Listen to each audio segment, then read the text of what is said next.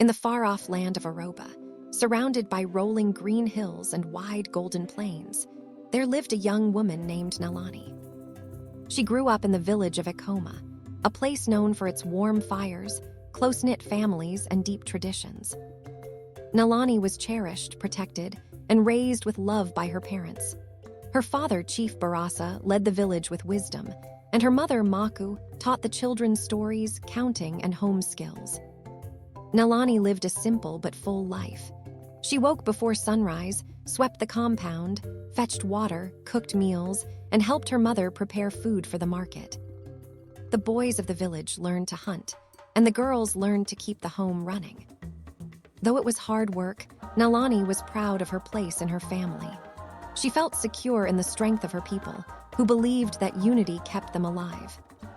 One bright morning, Nalani walked to the village market with a basket of dried meat, maize, and milk. The path was crowded, and she hurried through with her head bowed. But as she turned a corner, her shoulder bumped into someone, and her basket almost fell. She looked up quickly and froze. The man before her was tall, dark, and striking. His posture was strong, almost royal. But the most shocking thing were the marks on his arms. Those marks belonged to Ojani, a tribe that had been Ekoma's rival for generations. Nalani's heart raced. She had no brothers or uncles beside her to shield her. She whispered a quick apology, gathered her things, and hurried away. She said nothing about the encounter when she returned home. But that night, while she cooked beside the fire, her mind wandered back to the stranger. She remembered his steady stance, the calmness in his eyes, the way he watched her but said nothing. She tried to push the thought away, but it returned again and again. The next day was another market day. Nalani walked with her basket of preserved meat, maize, and milk. She sold well but found her thoughts drifting.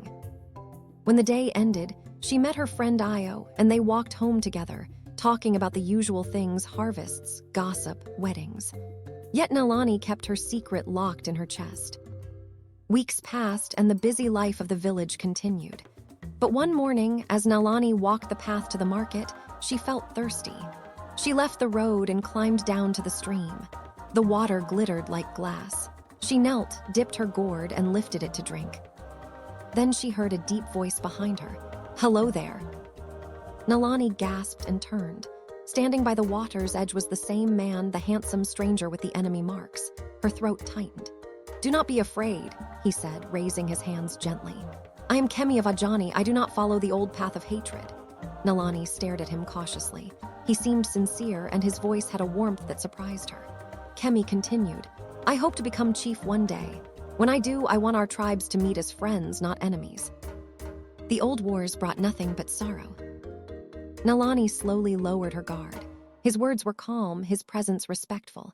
She found herself asking, "Why speak to me?" "Because you looked frightened the day we met," he answered softly. "And because I could not forget your face." Her cheeks warmed, and she hid a small smile. They talked for a short while: names, simple stories, memories from childhood. Nalani felt a strange comfort in his presence, a lightness she had never felt before. When she finally stood to leave, she felt a quiet disappointment. She walked to the market, sold her goods, and returned home. Her mother noticed her distracted mood, but said nothing. Days turned into weeks. Nalani and Kemi met again, sometimes by the stream, sometimes along the road, sometimes by chance under the palm trees. Every meeting seemed like an accident, yet each one pulled them closer. Nalani learned that Kemi was brave, thoughtful, and determined to change things in his tribe. Kemi learned that Nalani was gentle but strong, loyal but curious about the world beyond Ekoma. Their conversations grew longer. Their smiles came easier. Their hearts began to recognize one another. But Nalani knew this could never be spoken aloud. One evening, during the great festival of harvest, the whole village gathered. Drums thundered in the air, children danced around the fire, and hunters roasted the meat they had brought back.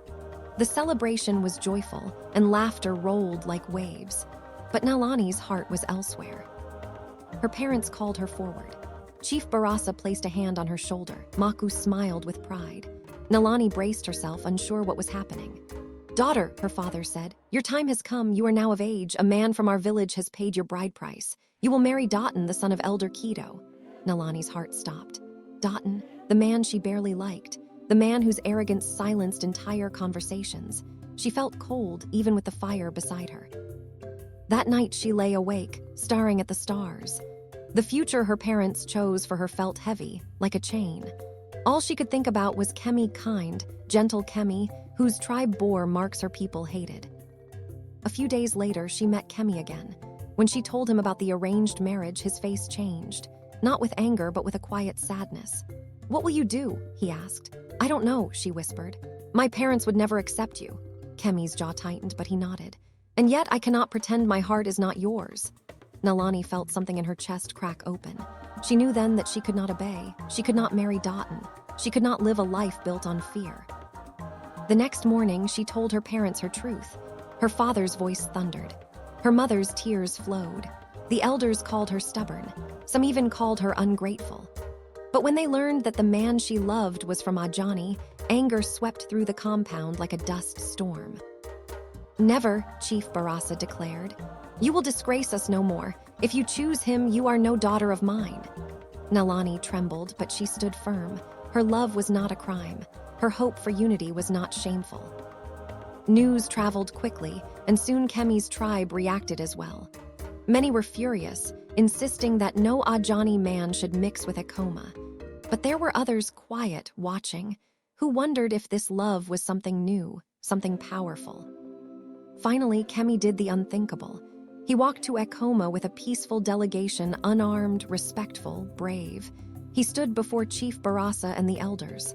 "I ask for Nalani's hand," he said, "not as an enemy, as a man who wants peace." The tension was heavy. Old wounds whispered through the air. But then Nalani stepped forward, standing beside him. She lifted her chin. "My heart has chosen, I choose him." Silence stretched. Then an elder from Ekoma spoke. "If these two can stand together without fear, maybe we can try as well." A murmur rose. Expressions softened. Old rivalries began to shift. After long discussion, both sides agreed. Nalani and Kemi would be joined not only as husband and wife, but as the first bridge between tribes that once fought without mercy. Their wedding became a story for the ages. Drums from both villages played. Food was shared between people who once would not sit together. Children watched with shining eyes as unity replaced bitterness. Kemi soon became chief of Ojani. Nalani became a beloved leader in both lands. Their courage brought peace not only between Ekoma and Ojani, but among other tribes as well. From their love came a new generation that did not know the sting of old feuds. And so, for many years, the land of Oroba remembered them. Nalani of Ekoma, Kemi of Ojani, two hearts that healed a land. Their tale lived on, told in markets, whispered at streams, shared in festivals, teaching every child that love can mend what war has broken, and unity can grow where fear once ruled.